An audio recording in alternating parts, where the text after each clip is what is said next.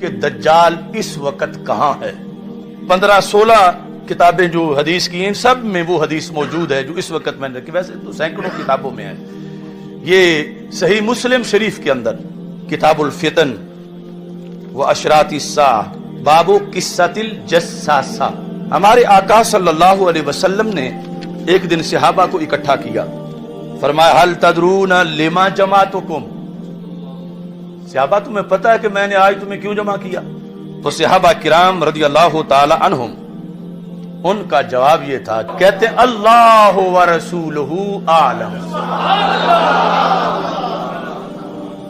اللہ ورسولہ اعلم، یعنی ہمیں کیا پتا، اللہ جانے اور اللہ کے رسول صلی اللہ علیہ وسلم جانے، یعنی بہتر اللہ اور اللہ کے رسول علیہ السلام جانے۔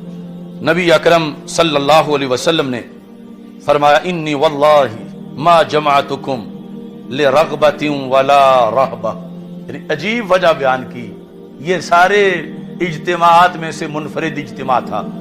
سرکار فرماتے ہیں آج میں نے نہ تمہیں رغبہ کے لیے بلایا ہے نہ رہبہ کے لیے بلایا۔ ثم قال، پھر رسول پاک صلی اللہ علیہ وسلم نے فرمایا لیکن جمعتکم، لیکن میں نے آج تمہیں جمع کیا ہے دجال کے موضوع پہ بات کرنے کے لیے۔ جس دن یہ گفتگو ہوئی اس سے پہلے بھی رسول پاک صلی اللہ علیہ وسلم کئی بار دجال پر گفتگو کر چکے تھے، لیکن آج ایک عینی گواہ ملا، عینی چشمدید آئی وٹنس جو دیکھ کے آیا تھا، اور جب دیکھ رہا تھا تو اس وقت نصرانی تھا، اب آ کے صحابی بن چکا تھا، اور اس نے جو کچھ بتایا سرکار نے پھر اپنی زبان سے مجمع کو سنایا، اور سنا کے بتایا دیکھو جو میں کہتا تھا وہی بالکل یہ بھی بتا رہا ہے۔ تو حضرت تمیم داری رضی اللہ تعالی عنہ سرکار نے فرمایا، ان کا خود تعارف کرواتے ہوئے فرمایا کان رجلا نصرانیا، وہ کرسچن بندہ تھا، فجا، وہ آیا ہے، واسلم، اور اس نے اسلام قبول کر لیا ہے، وحدثنی حدیثا وافق الذی کنت احدثکم بہ عن المسیح الدجال، اس نے مجھے وہی بات بتائی ہے کنت احدثکم بہ، جو میں تمہیں بتایا کرتا تھا، یعنی پاسٹ کنٹینیو، ماضی استمراری، بار بار جو میں تمہیں بتایا کرتا تھا اس نے وہی بات آ کر مجھے بتائی ہے۔ کس کے بارے میں؟ مسیح دجال کے بارے میں، کہ تمیم داری کہتے ہیں انہو راکب فی سفینۃ بحریہ، وہ ایک بحری جہاز میں، اس جہاز میں وہ بیٹھے تھے،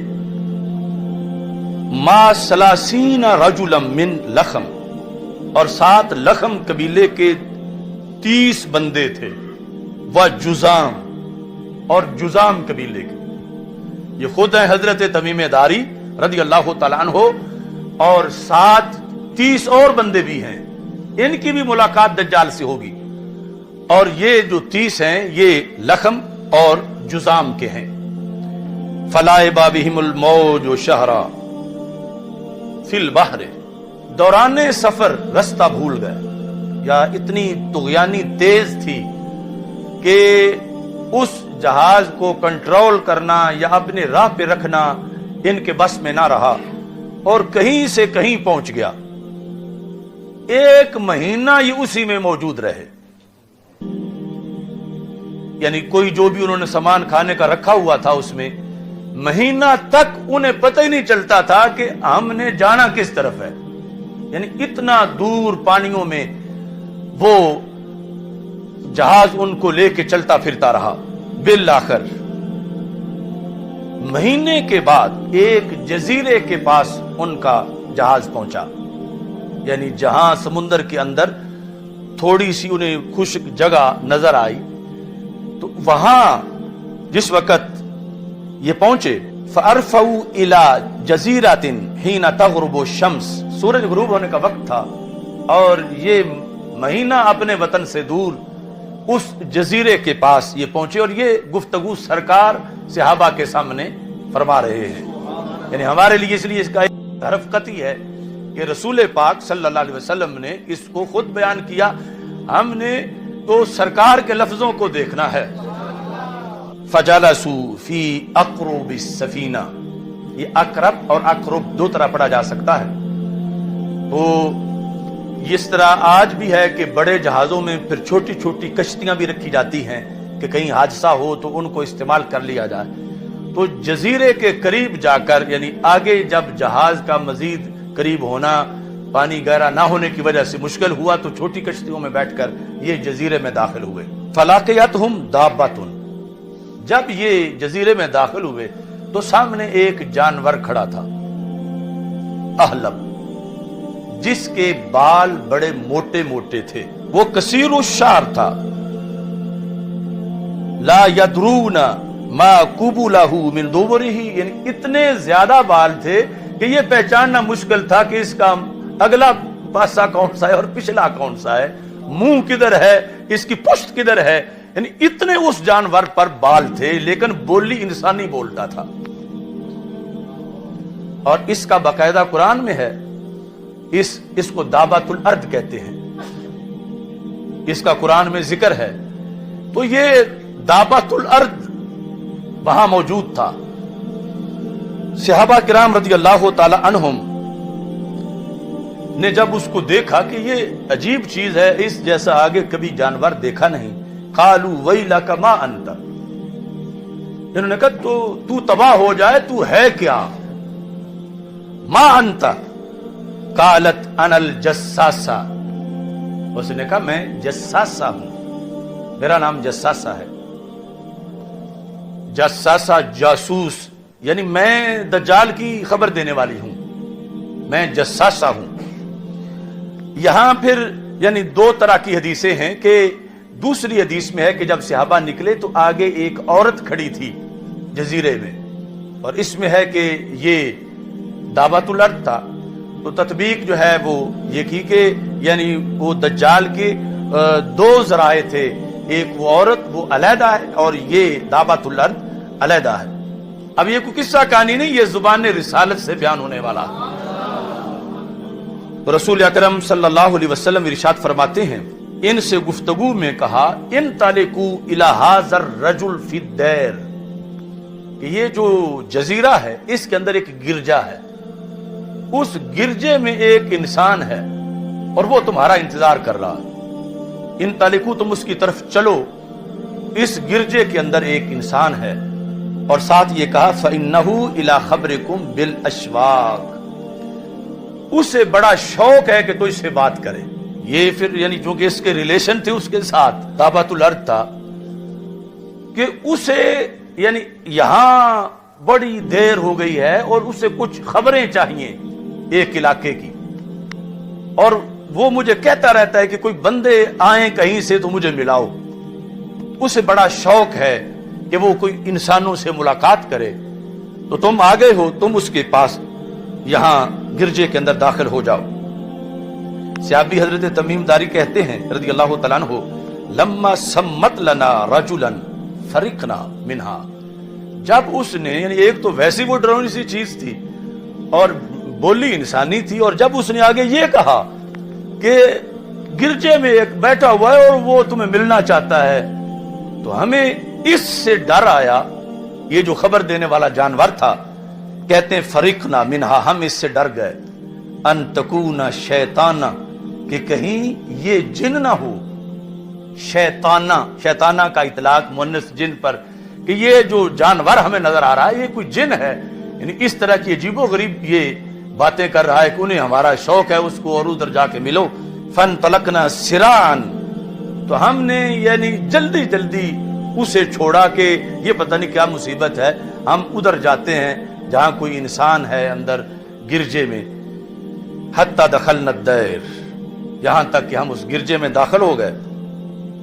فَإِذًا فِيهِ أَعْظَمُ إِنسَانٍ رَأَيْنَاهُ، ہم نے آج تک اتنے بڑے جثے والا انسان نہیں دیکھا تھا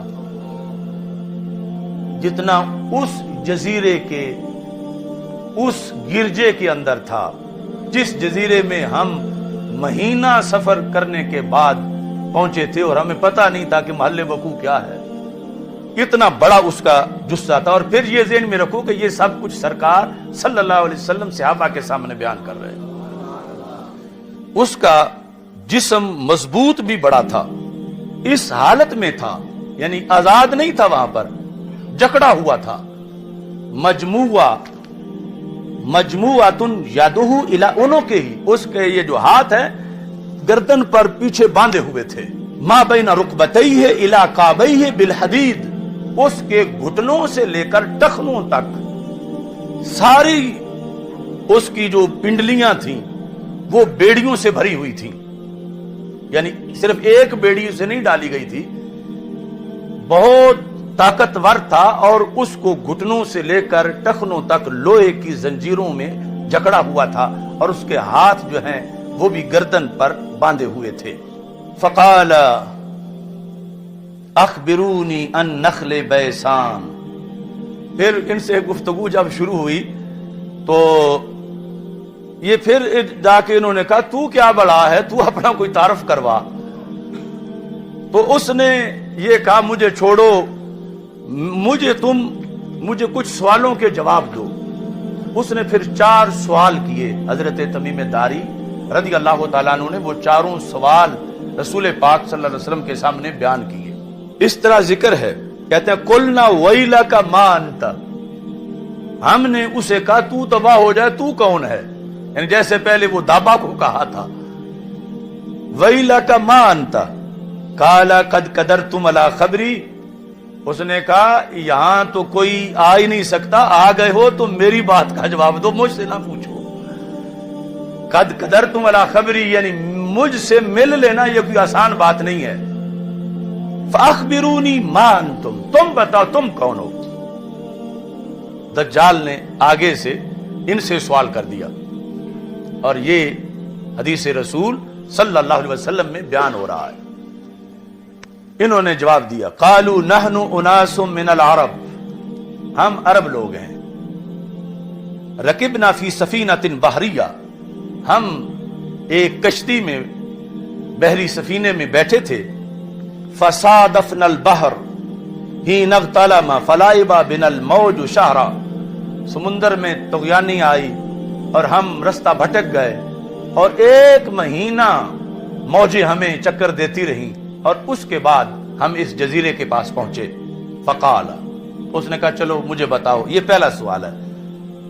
अखबिरूनी अन नखले बैसान, मुझे बैसान जगह में जो खजूरों के बागात हैं उनके बारे में खबर दो। अब ये सारे सवालात जो हैं ये सरजमीन फलस्तीन के बारे में है। यानी चूंकि पुराना जो जोग्राफिया था, शाम का इतलाक उर्दन और ये जो फलस्तीन लेबनान इस पूरे एरिए पे होता था, तो इस एरिए के लिहाज से सवालात थे और फिर खुसूसी तौर पर रसूल पाक सल्लल्लाहु अलैहि वसल्लम के लिहाज से उसका सवाल था। उसने कहा बैसान के बारे में मुझे बताओ। यानी ये आज जोग्राफिये में बाकायदा ये जगह नामजद है, पहचानी जाती है। मेरे पास इसकी तस्वीर भी है और अरबी जो इस वक्त के अरब है उन्होंने किताबों में वो तस्वीर छापी हुई है कि ये पूछा था दज्जाल ने उस वक्त हजरत तमीम दारी रज़ी अल्लाह तआला अन्हु से। बैसान, ये लफ्ज आप भी पका लें सीन के साथ, बैसान के बारे में बताओ मुझे। उससे कहा बैसान के बारे में तुम क्या पूछना चाहते हो। यानी बैसान के बारे में सवाल के कई मतलब हो सकते हैं। तुमको क्या चीज तुम्हें मतलूब है कि बैसान का हम क्या बताएं तुझे, मुझे ये बताओ। हल तुस्मिरो, क्या वहां खजूरें फल दे रही हैं। बैसान के बाग के जो खजूरें हैं मुझे ये मतलूब है कि क्या वो फल दे रही हैं। कुलना नाम, हमने कहा हाँ उनको फल है, यानी हम जानते हैं उस इलाके को, वो खजूरें अब फल दे रही हैं। काला, अब उसने इस पर तबसरा किया। कहता है तबसरे के अंदर इन्नहा तूशिकु अल्लाह तुस्मिरा, करीबी वो वक्त आएगा وہ کھجوریں پھل دینا بند کر دیں گی۔ یہ جو سوال ہے اصل میں وہ جکڑا ہوا اپنے لیے کہ میں نکلنے کا وقت جو اسے معلوم تھا، ان میں سے ایک نشانی یہ تھی کہ جب بیسان کے کھجور کے درخت بانجھ ہو جائیں گے اور کھجوریں نہیں لگیں گی تو وہ میرے نکلنے کا وقت ہوگا کہ میں جزیرے سے اس جہاں باندھا ہوا ہوں میں یہاں سے نکل سکوں۔ تو مجھے کوئی پتا نہیں، تو میں یعنی آپ سے پوچھنا چاہتا ہوں کہ آپ بیسان کے درختوں کے بارے یہ چیز بتائیں کہ وہ پھل دے رہے ہیں یا نہیں دے رہے۔ اگر اب تک دے رہے ہیں تو ابھی میرے نکلنے کا وقت نہیں، جب نہیں دیں گے تو پھر میرے نکلنے کا وقت آ جائے گا۔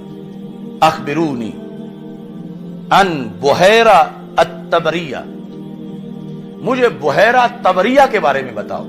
بحیرہ چھوٹا سمندر، طبریہ یعنی یہ اردن اور فلسطین کا جو جوڑ ہے اس کے قریب یہ ہے، یعنی یہ بھی اسی علاقے کا ایک حصہ ہے۔ تو اسی سے ہی وہ مشہور، یعنی اس کے قریب امام طبرانی جو ہیں وہ یعنی اسی گاؤں کے ہیں جس کے ساتھ یہ سمندر ہے۔ بحیرہ طبریہ یعنی موجودہ جو اردن، کیونکہ اردن اور فلسطین بالکل آپس میں قریب قریب ہیں، یعنی اردن کے کچھ علاقوں سے پہاڑیوں سے مسجد اقصیٰ کو دیکھا جا سکتا ہے۔ تو طبریہ کے بارے میں بتاؤ، اس کے بارے میں کیا پوچھنا ہے؟ حل فیہا ماء، کیا اس میں پانی ہے یا پانی خشک ہو گیا ہے؟ قلنا ہی کثیرۃ الماء، ہم نے کہا اس میں تو بہت پانی ہے۔ قال ان ماءها یوشک ان یذهب او یذهب، وقت آئے گا اس کا پانی خشک ہو جائے گا۔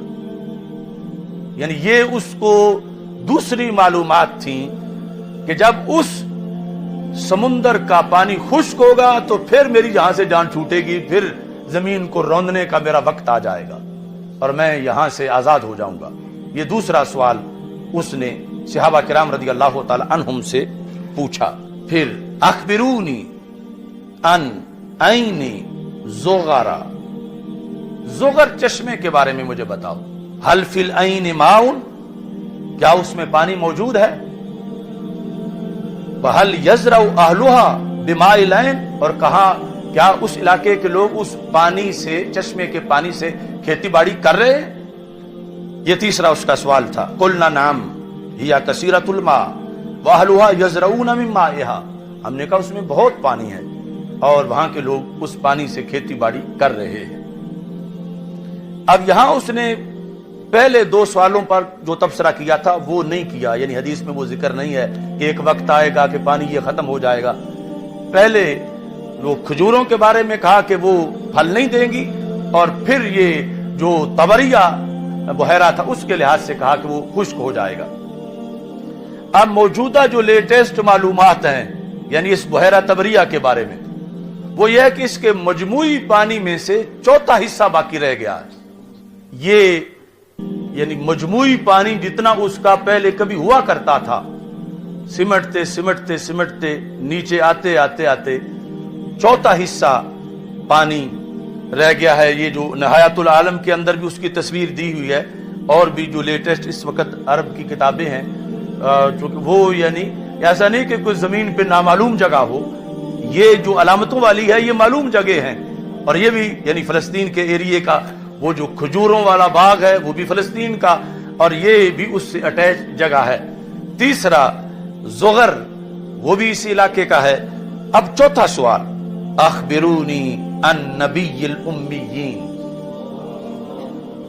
نبی الامیین، امیوں کے نبی کی مجھے خبر دو۔ ایک تھا نا نبی امی کی، امی کو نبی کی صفت بنایا جائے، اس نے کہا امیین کے نبی، یعنی عربوں کے جو نبی ہیں صلی اللہ علیہ وسلم، ان کے بارے میں تم مجھے خبر دو۔ ما فعل، کیا بنا ان کا، کیسی رہی نبوت ان کی، یعنی ما فعل، انہوں نے کیسے اپنی نبوت کا نظام چلایا۔ تو کہتے ہیں کہ قلنا، ہم نے کہا قد خرج من مکہ ونزل بیثرب، کہ مکہ مکرمہ سے تو وہ نکل آئے ہیں، ہجرت کر لیا انہوں نے، اور یثرب میں اس وقت وہ رہتے ہیں۔ یعنی تمیم داری بھی چونکہ ایک جنرل معلومات تھی، کلمہ تو پڑھا نہیں تھا اس وقت جب دجال سے ملاقات کر رہے تھے، تو کہا کہ وہ مکہ مکرمہ سے ہجرت کر کے مدینہ منورہ آ چکے ہیں یثرب میں۔ اس نے سوال کیا، یہ پھر رسول پاک صلی اللہ علیہ وسلم کے بارے میں جو چوتھا سوال تھا، اسی کے اندر پھر یہ سوال ہے، اقاتلہ العرب، کیا عربوں نے ان سے لڑائی لڑی، عربوں نے ان سے جنگ کی، ان کا رستہ روکا؟ قلنا نعم، ہم نے کہا ہاں عربوں نے ان سے لڑائیاں لڑیں۔ اس نے پھر آگے سوال کیا، کیف صنع بہم، تو پھر یہ جو حضرت محمد صلی اللہ علیہ وسلم ہیں، انہوں نے ان عربوں کے ساتھ کیا سلوک کیا جب انہوں نے ان کا رستہ روکا، ان سے جنگیں کی، تو انہوں نے ان کا کیا کس طرح سلوک کیا ان کے ساتھ؟ فَأَخْبَرْنَاهُ أَنَّهُ قَدْ ظَهَرَ، ہم نے کہا عربوں پر تو وہ غالب آ گئے۔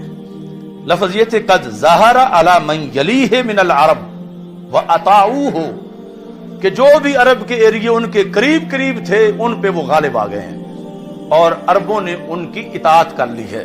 اب یہ جملہ ہے جو کہ ایک تاریخی جملہ ہے، یعنی جس جملے کی توقع نہیں کی جا سکتی تھی دجال سے، مگر آمنہ کے لال صلی اللہ علیہ وسلم کی شان رب اس کی زبان سے بھی بیان کروا رہا۔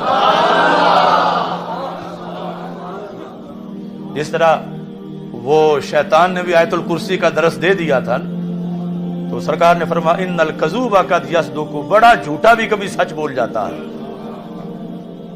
دجال تھا مگر پھر بھی یہ جملہ بول گیا جب پتا چلا کہ عربوں سے جنگیں ہوئی ہیں، عربوں پہ وہ غالب آ گئے ہیں، عربوں نے ان کی اطاعت کر لی ہے، تو کہتا اما ان ذالک خیر لہم، یہی عربوں کے لیے بہتر تھا۔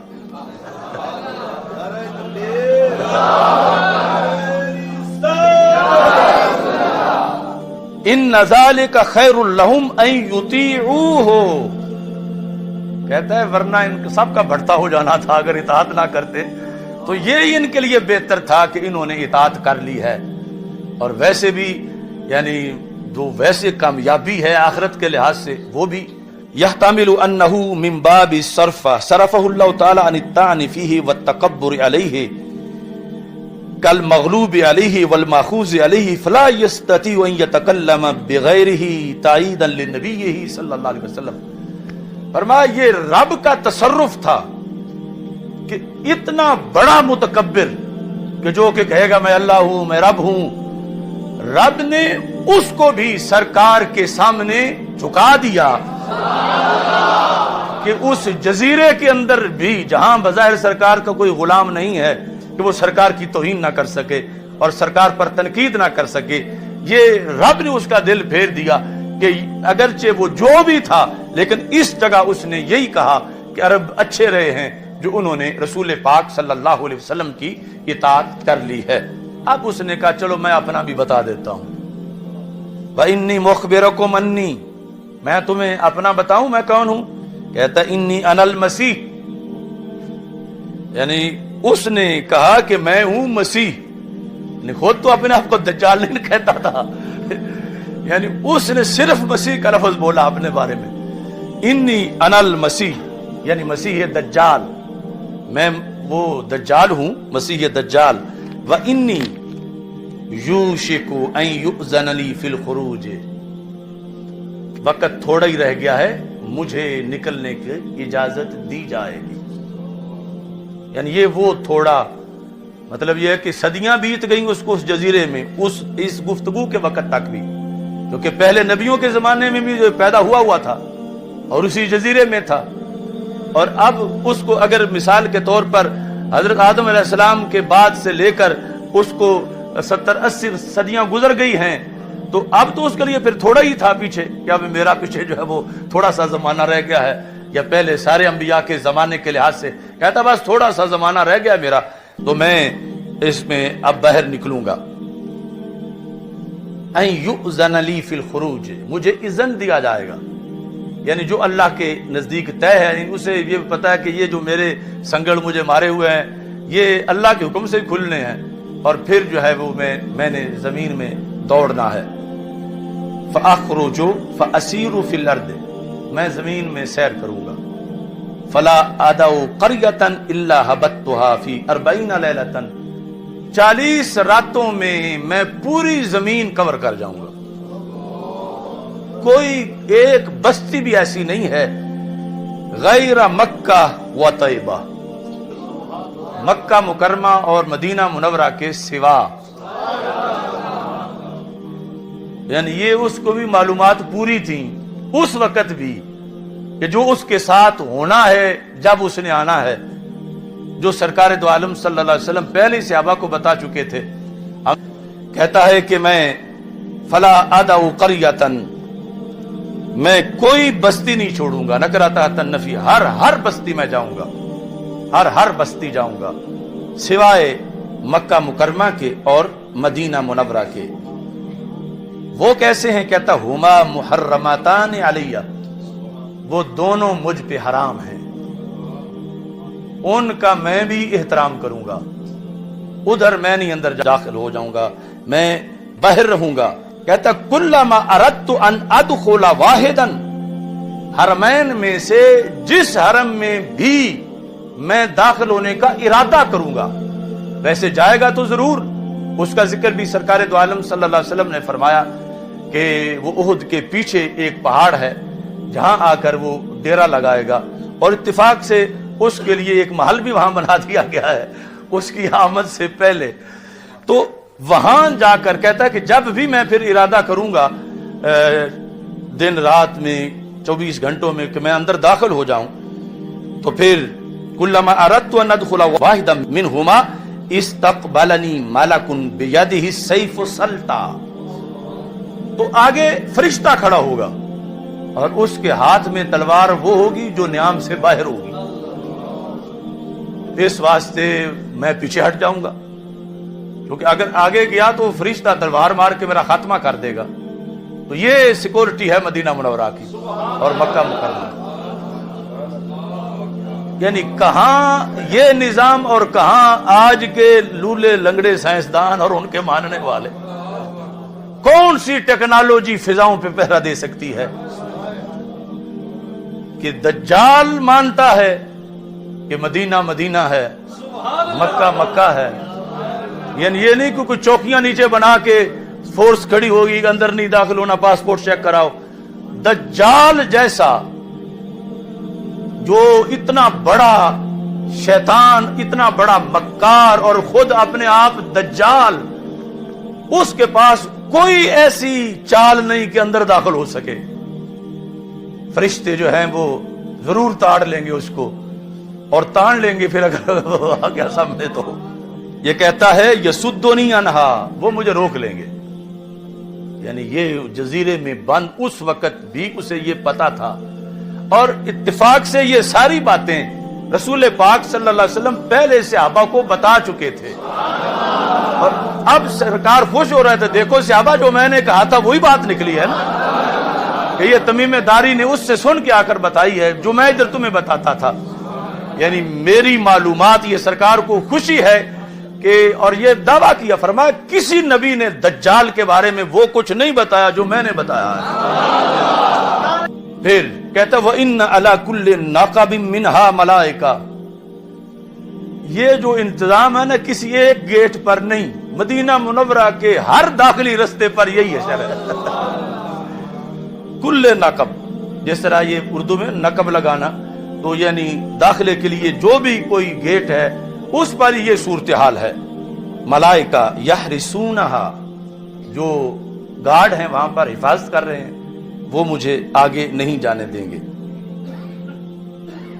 جب رسول پاک صلی اللہ علیہ وسلم نے یہ حدیث بیان کی تو سرکار بیٹھے ہوئے تھے ممبر پر، تو صحابہ جو ہیں وہ لفظوں کی ویڈیو بناتے تھے۔ تو صحابہ کہتے ہیں کہ جس وقت رسول پاک صلی اللہ علیہ وسلم اس جگہ، اس بیان تک پہنچے، قال رسول اللہ صلی اللہ علیہ وسلم، اور آگے جملہ حالیہ ہے، کہا نبی اکرم صلی اللہ علیہ وسلم نے، اور حال یہ ہے کہ سرکار کیا کر رہے تھے، وَتَانَ بِمِخْثَرَتِهِ فِي الْمِنْبَرِ، سرکار نے اس حال میں کہ اپنا عصا منبر پہ مارا اور فرمایا کوئی عام بات نہیں، طیبہ طیبہ ہے۔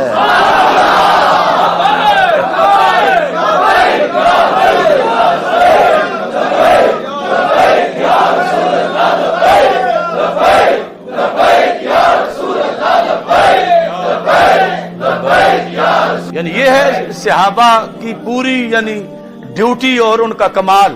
ویسے تو صرف لفظ بتا دیتے کہ سرکار نے پھر فرمایا کہ طیبہ طیبہ ہے، لیکن کہتے ہیں کہ سرکار نے اپنا عصا منبر پہ مار کے فرمایا ہاذہ طیبہ ہاذہ طیبہ ہاذہ طیبہ، یعنی 3 بار رسول پاک صلی اللہ علیہ وسلم نے فرمایا یہ میرا دارالہجرت، یہ طیبہ ہے، دجال کیسے داخل ہو سکے۔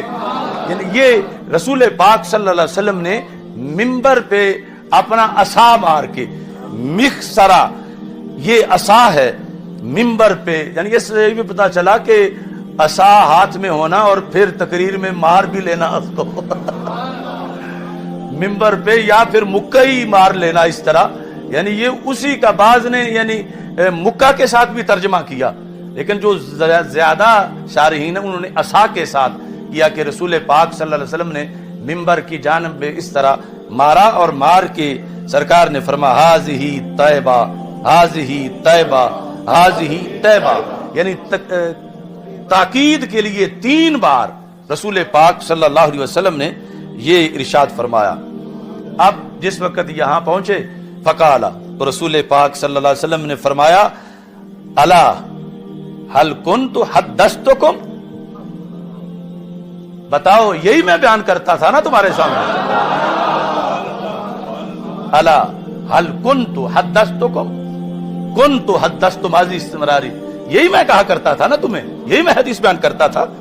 فقال الناس نعم، تو سب نے کہا بالکل یا رسول اللہ صلی اللہ علیہ وسلم۔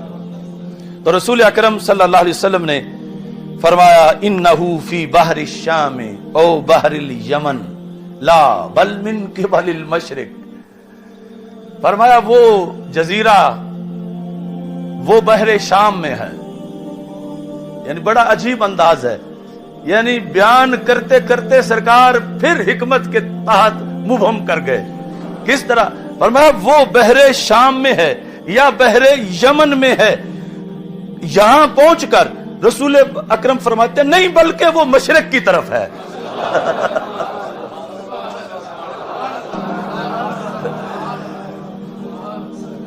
الا انہو فی بحر الشام او بحر الیمن لا بل من قبل المشرق، تو یعنی جو حکمت تھی کہ اس کو کچھ پردے میں بھی رکھنا ہے کہ جہاں وہ باندھا ہوا ہے، اللہ کی حکمت ہے کہ وہ چھپی ہوئی جگہ ہے، تو اس لحاظ سے یعنی اگرچہ آج دنیا بڑی ایڈوانس ہو چکی ہے تو ایسے جزیرے ابھی تک ہیں یعنی جہاں انسانوں کی ان حالات میں بھی رسائی نہیں ہے، اگرچہ بحری جہاز اور کیا کچھ بن چکا ہے، اور اسی لیے یعنی کچھ ایسی چیزیں ہیں ریکارڈ پر کہ کچھ جہاز اڑے اور پھر ملے نہیں واپس، گرے کہاں تھے کہاں پہنچے کہاں، یعنی کچھ بحری جہاز اور کچھ ہوائی جہاز، یعنی اس لیٹسٹ دنیا کے اندر بھی آج بھی یعنی ایسا کوئی ماحول معاملہ ہے